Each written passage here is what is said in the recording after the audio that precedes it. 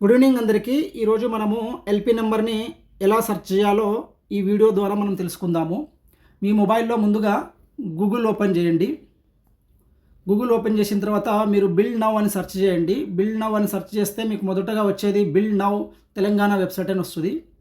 Telangana website మీరు ఇది click చేయగానే ఇలా మీకు ఇంటర్ఫేస్ కనబడుతుంది.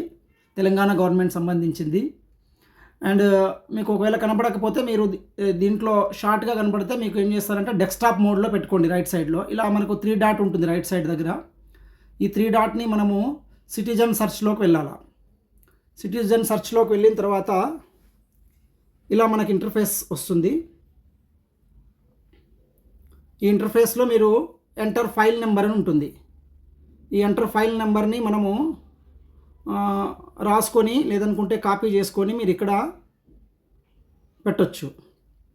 ఈ ఎంటర్ ఫైల్ నెంబర్ అనేటువంటిది మనం ఇప్పుడు కాపీ చేసుకుంటున్నాను. కాపీ చేసుకొని దీంట్లో నేను ఫిల్ చేయడం జరిగింది.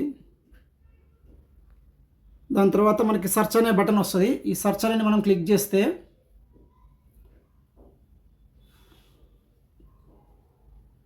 మనకి ఇలాగా ఇంటర్ఫేస్ కనబడుతుంది చూడండి.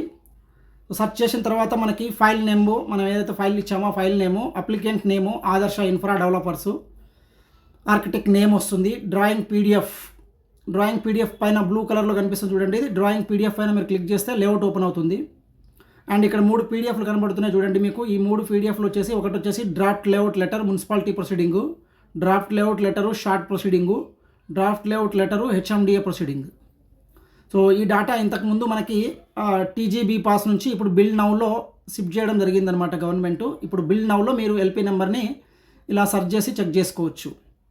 మీ కస్టమర్స్ అందరికీ మంచి ఇన్ఫర్మేషన్ వీడియో ఇది. ఇమీడియట్గా మీ కస్టమర్స్కి మీరు సెండ్ చేయండి. Thank you so much. ఈఎస్ఎన్.